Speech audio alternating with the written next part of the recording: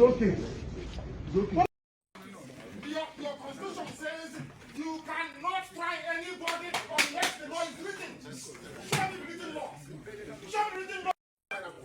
Don't try it. Don't try it. Don't try rubbish. Don't try rubbish. Useless people. You don't know law. You don't know law. Your own constitution you don't respect. You bring God's judgment you don't respect. That's why we the law. Why we the court of law I ask? Good morning, sir. Good morning. Yes, I know you attended the proceedings today. Yes, I Just did. for Nigerians to know. Yeah. Just a summary of what happened. Well, what happened in court today, for me, continues to be travesty of justice. I've always said it, that in Nigeria, there appear to be two sets of rules. One for the Igbo man and another for the other Nigerians. This is exactly what I saw in court today. First of all, my name is Honorable Obi Agocha.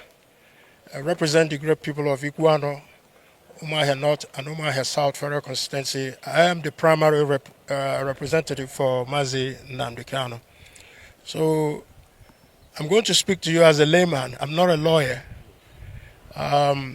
Today, there was a motion that was filed. Previously, I believe at the end of October, another motion was filed. And none of those motions were challenged by the prosecution team. They didn't raise any objection. The court did not overrule anybody, but admitted the motion. So on what basis then is the trial, the efforts that are being put to compel Mazi Nnamdi Kanu to trial when the motions have been put and yet to be challenged by the prosecution team?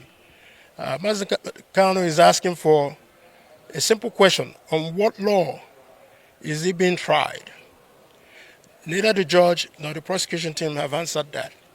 And today, that motion that was raised by Mazi Nnamdi Kanu and served to the prosecution team were not challenged. And it's very, very critical and important that we know that.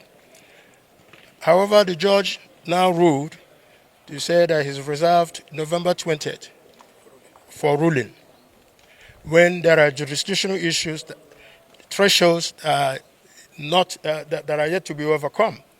So this is a political trial veiled as a criminal trial. And for the stability of the Southeast and for the stability of Nigeria in a whole, to bring to end the civil war that was fought in 1967, means that the president should please look at the totality of Mazi Nnamdi Kanu's trial and bring an end to this charade, a travesty of injustice, bring an end to it so that the Southeast can be peaceful again, Nigeria can be peaceful again. But if they are determined in the way they have steamrolled this process, rushing to a judgment, then like Mazi Nnamdi Kanu says, there's a God in heaven, and the injustices that have been meted to Igbos, we will not forget. We will not forget. Even if we forget, our children and our grandchildren will not forget. Because it's important that everybody notes it, especially Mr. President, that in order for him to consolidate his goodwill for 2027, start with how he handles the matter of Nnamdi Kanu.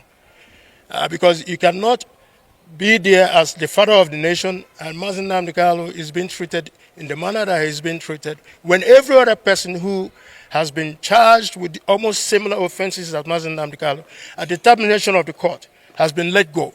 So why is Nnamdi still being held down, being punished, being subjugated? It's simply because he's an Igbo man.